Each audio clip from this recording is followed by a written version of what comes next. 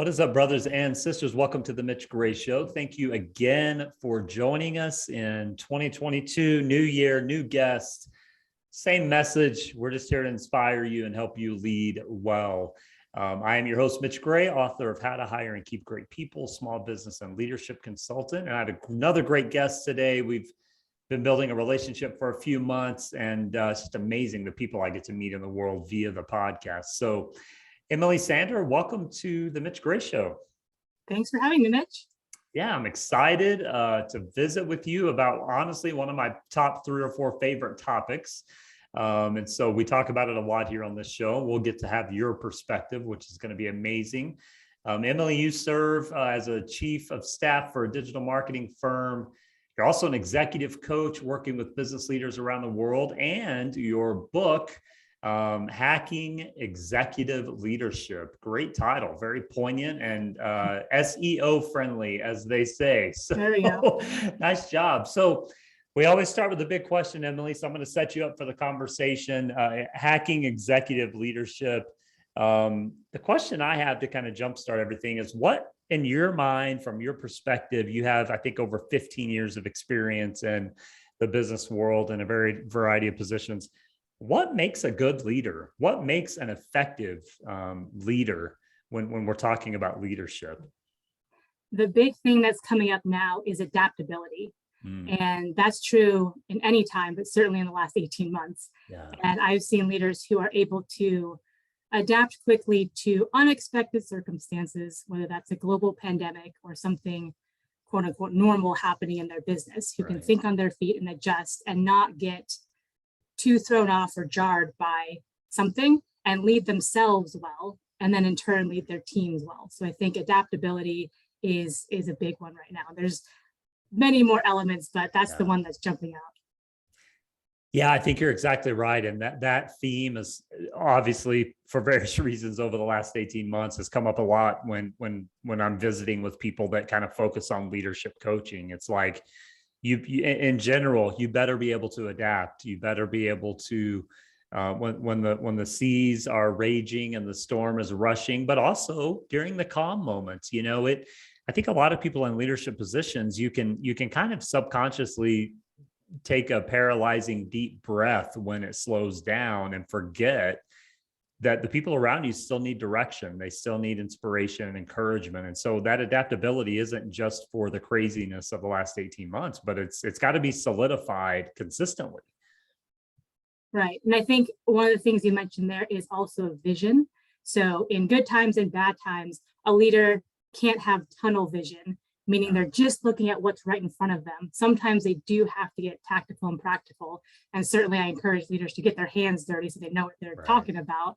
But they also have to be able to look up and see over the horizon and see the big picture, and be able to connect the dots for themselves and their people of, here's where we are now. It might be uncomfortable, it might be uncertain, but here's where we're trying to get to. And we have a plan and we have a general direction we're all going to work towards together. I think, to me, that's a huge leadership trait and quality as well.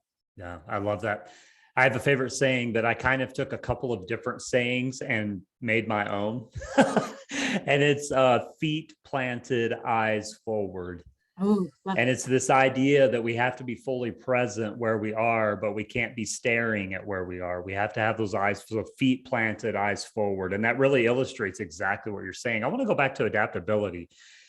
How does someone be an adaptable leader without being an enigmatic leader? In other words, without being chaotic. Sometimes people view adaptability as constant changing, but that's not really what adaptability is. So how does one kind of juggle and balance those two perspectives? That's a great question, because as a leader, you can also swing your team really quickly in different directions, and that can be jarring and disruptive for them as well. So you do want to hit a balance between the two. I think having a plan so you can change the plan is a good way to describe it. So, that Mike Tyson quote where, everyone has a great plan if they get punched in the face. They get punched in the face, especially from him, right? It's true in boxing, it's true in business, is true in life. So, and it's a military term as well, where if you're a military general, you should have a plan. If someone goes, hey, what's your battle plan? You should be able to describe that and articulate it. But knowing at first contact with the enemy, it's going to change and you're going to have to adapt. So I think the same principle holds for business leaders. You should be able to stand in front of your leadership team or stand up in front of an all company team and articulate your plan and your intention, and then know that it's going to change and be able to be flexible when that happens in the right ways. Yeah, it's like you have to have a launching point, because if you don't have a launching point, you never launch, knowing that after you launch, there's going to be things that arise. There's going to be challenges and hiccups and environmental changes like what we saw over the last 18 months. But if you never launch and get off the ground, if you never have that plan, then you have nothing to pivot from, period. And so, yeah, I think that's exactly right. What are some ways, because when we talk about leadership often, and I'm bringing this up because A, your experience, and B, this subject has kind of, again, come up over multiple conversations on the show. How does a leader, leadership can be an incredibly isolating path. So how does a leader, we're talking about adaptability, we're talking about having a plan, we're talking about how to have a vision, but how does a leader include other voices in those conversations, to both give their team a sense of pride and ownership, but also to know that they're not the only ones. This isn't a dictatorship, right? They're not the only ones casting the vision. So what are some action steps and things that leaders can do to kind of bring some inclusiveness to that conversation? There's a couple things that come to mind. The first is I see a lot of leaders be reluctant to ask for others' opinions because they are unsure of themselves and they're not confident in themselves. So they say, right, I'm the CEO. I must be the smartest person. I have to have all the answers. And that's actually almost the opposite mindset you want to take. It is, hey, I'm on the team for a reason, as is everyone else on my leadership team. And if you have a great team and you design a great culture, which you know all about, it is bringing people in who have different skill sets. It's a diversity of backgrounds and experiences that they bring to the table, and then be very open about asking for their opinion. And even if you ask for someone's opinion, and even when they say something that opposes you or disagree, you need to be open to that at the very least, if not thank them. Thank you for sharing. That's really important to hear and get that perspective. And if you build that culture where people know that you expect them to voice their opinion, and it is their job to provide what they're seeing from their different functional business area or just from their perspective, that builds a huge culture, and it just kind of runs itself. But I've seen leaders clamp down where they are scared and they want to make sure that everything's just so in a very hierarchical structure. And then I've seen leaders take another approach, which is be very open and be very encouraging. And those have two very different results. We'll just say that. Yeah, there's really a threshold of permission there, right? It's, one of the greatest things that a leader can do is give permission to their people, not only to perform, which I believe giving people permission to perform is incredibly valuable. Oftentimes leaders, we hire people, we bring people on, and we think, oh, well, the expectation is that they're going to work and do their job. All the while forgetting that the greatest key to empowerment is giving permission for them to succeed and do their job well. But then also that permission to share, within that culture and that environment of what's taking place, how the job is working out. And then you go up the hierarchy, per se, of leadership, and it becomes even more valuable that people have that permission to share. One of the greatest things a leader can do is give someone permission to fail. So when someone comes to you and says, yes, hey, Emily, you're my boss, I need to tell you I just made a mistake. To me, that is a trigger for, this is an opportunity. This is a huge moment because they feel all sorts of emotions. Right. And my initial is like, oh, crap. Okay, let's figure it out. What did you do? But no. This is a time, this is a leadership moment. And I want to say, hey, you were being proactive. That didn't go the way we wanted it to, but let's, discuss it, find a solution, and almost encourage them I don't want you to stop being proactive. I need you to go until you can't go anymore. And this was the exact right thing you did. And this is going to happen. So I think permission to share and permission to fail are huge. I love that. And I'm right there with you. I was really fortunate very early on in my professional career to work with a company that we called those teachable moments. We never used the word failure. And as leaders, we were really taught and coached that we seek out those teachable moments. We don't wait for those to come to us. And I know in a variety of different industries, that can be a little more challenging than others. But I think having that proactive leadership and that proactive approach, really what it taught the employees, and as an early employee, it taught me that it's okay. We want to take risks. We have to take risks because that's the only way we grow. It's the only way we bring about more success. And so you're exactly right. But if that culture doesn't exist, and with taking risk and failure comes discipline, then you're just going to use the phrase clamp down. I mean, that's that clamped down leadership that totally just voids any form of empowerment.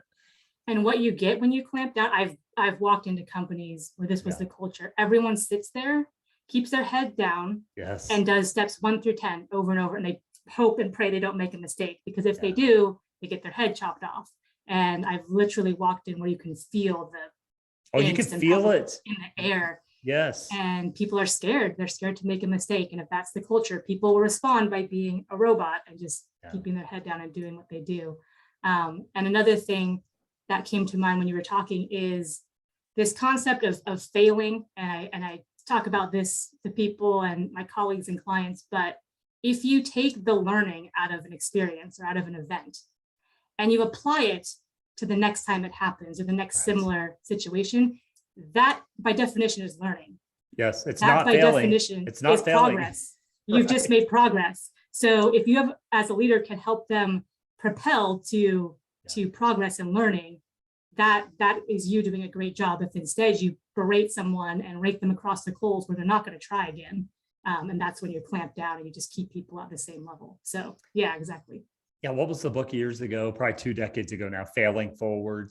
Mm-hmm. Was that the book? It's been a very long time ago. Really good book, and that was really, to my knowledge, one of the first books that faced the word failure head on, from a messaging standpoint of you want your people to quote fail. You want your people taking risk. You as a human should be doing that. As a leader, you should definitely be doing that. And so it really just strips down this idea that failure is bad, because I'm 100% in line with you. If you learn from it, you apply it, you move forward, you technically haven't failed. It just, for one reason or another, didn't turn out the way you wanted it to at that point in time. Exactly. And I love the quote. It goes, I succeed because I fail more times than you will try. Mm-hmm. Mm-hmm. And I love that quote. It applies to business, life, career, anything. Yeah, that's amazing.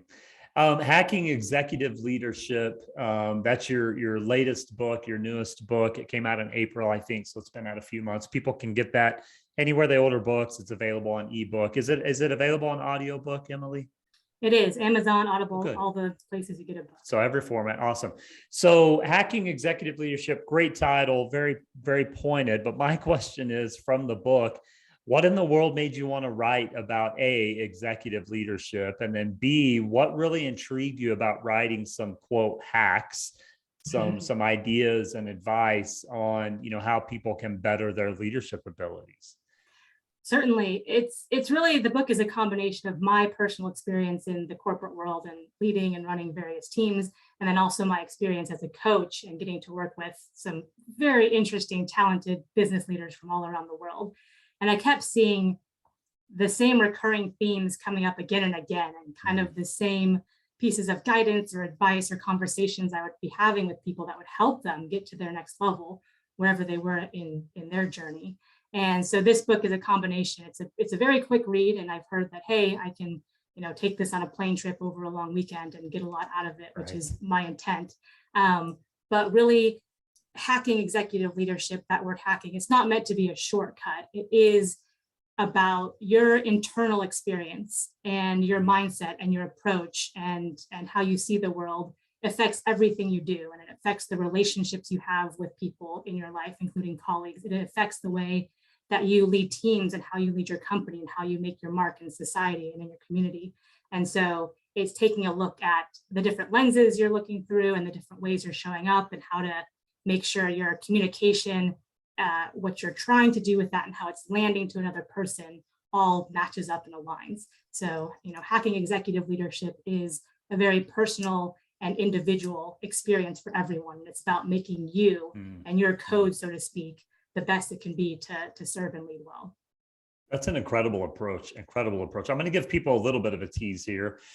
Talk to us about the swizzle and that approach and what that means. That's a really intriguing idea there. Just even the word swizzle. It's like, Yeah, okay, so that I was talking to someone really fast, and it's a made up word. I blurted it out, like just swizzle that together, and it means take the I love it. and they kind of like gave me a head tilt and a quizzical eyebrow, and then they actually knew what it meant by context, which was in the Yeah. case, take the best part of these 3 PowerPoint decks, swizzle them together into the new deck we need, and carry it forward. But that concept can be expanded. So in our example about adaptability, I'll give you an example.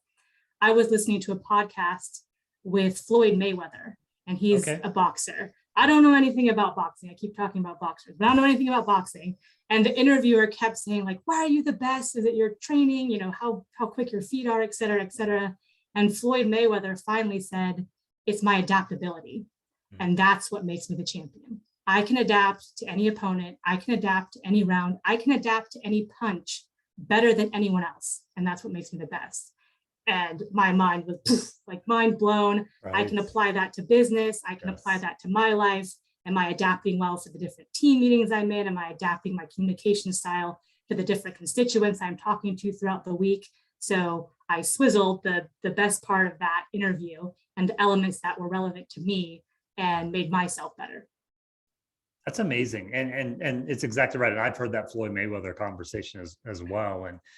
And it really is, you know, I was talking to a leader, a small business owner, right whenever everything happened with the pandemic. It was right after that. And my statement, which I kind of did the same thing you did, I kind of blurted it out. And then after I said it, I was like, whoa, there's something to that. You know, I said, you know, the traditionalists they're going to die off through this time of adaptability, because it wasn't like chosen adaptability, right? Like if you're a visionary and you've been in the business a little while, you can kind of begin to, it's kind of like an old veteran athlete. They kind of seen everything, they know everything. Well, this was unlike anything anyone had ever seen before in, you know, 200, 300, 400 years, whatever. And so, but I told this business owner, I said, the traditionalists are going to die off because there's no way you can survive what's happening by functioning on the old rules of the game. But the innovators, they're going to thrive because of that adaptability. And this guy's actually in the car business, and, you know, the car industry is kind of one that's done okay, but it's also been a little bit, you know, smaller car businesses haven't been able to adapt very well just because they weren't set up. I mean, it was just a whole re-envisioning of everything. And that's exactly what you're talking about. It's that adaptability is so incredibly important. And talk a little bit about this idea, talking about traditionalists. You know, there are kind of rules to the game that we get used to. There are kind of expectations and functionalities and traditions. How does a leader respect and honor those? Because I believe we need to some degree, but not hold so tightly that when it's time to let go and really adapt, that they're able to let go with fluidity and move forward. How does one kind of prepare themselves for that? I'll give you an example. So during COVID, a lot of companies and a lot of leaders I was working with had PTO policies. So you can only take, you know, paid time off or vacation. And there was a bereavement one in there where immediate family, you could leave for if an immediate family member had an issue. And one client of mine had a team member who came from a culture and a background where their cousins were like their siblings. Yes. Like they grew up in a very close household, grew up together. And so when one of them passed away, she wanted to go to the funeral, and by the book, it was not allowed. But as a human and as a person in that situation, it was the right thing to do to let her go and attend that function. And so that was a time when being flexible and being fluid and saying, hey, I'm going to apply judgment and empathy to this situation. I'm like, yes, let her go. Conversely, during COVID, there were many people who had teams that were going to work from home environments, right? Mm-hmm. So you're no longer in an office, you don't have someone looking over your shoulder. And there was a team member, and he was on a share screen with a customer, and you could just tell he was playing video games during the call. And so in that case, it is no, hey, we still have to keep people accountable. We still need people to do the work, and we still need people to serve our customers. So in that case, it was adapting almost that way and say, hey, nope, we still need you. to do your job, and we still are going to hold you accountable to that. So I think it's situational leadership, but also understanding the macro level or the big picture, and just applying, your humanity to the situation. Right. What makes people fear that? You hear, and I love your example of the PTO and the bereavement, et cetera, because that is a really crazy valued tradition that I was talking to someone the other day, and they were talking about kind of the same challenges, with PTO, vacation, sick, et cetera, because in the business world, that those are kind of sacred cows. You kind of get what you get, and et cetera. But what makes people fear the situational decision? Because that's something that, you see a lot and often in leadership, is it's like, well, sorry, we can't apply it because the book says, but then you see other leaders who have the courage to go, yeah, but it doesn't make sense right now. What's kind of the motivating factor of that fear of having the courage to say, well, we're going to apply it differently? That's a good question. What's coming up for me is people don't want to be wrong. So if they say, oh, I'm going to give the wrong answer here, and someone's going to call me out, like, oh my gosh, Emily, you let her go to that. Well, now we have a problem, and now you're in trouble, and now HR is in trouble. Right. So I think there's that piece, which, is they're meaning well. And I think some people, this is just my opinion, but some people are more inclined to be rule followers, and some people are more inclined to be, that's a suggestion. Right. And I can evaluate it and kind of apply it where necessary. But, you have a strong background in this too. So I'd love to hear your opinion and your thoughts on that. Yeah, I think most fear is based on insecurity, which alludes to your first example, and I'm not saying all rule followers are insecure by any means, but I do think there's this idea of liability, of insecurity, of, oh my gosh, I can't play. And I think there's this idea of the pressure from the standpoint of, well, if I give Emily an excuse in this moment, now I'm held accountable for giving everyone else an excuse.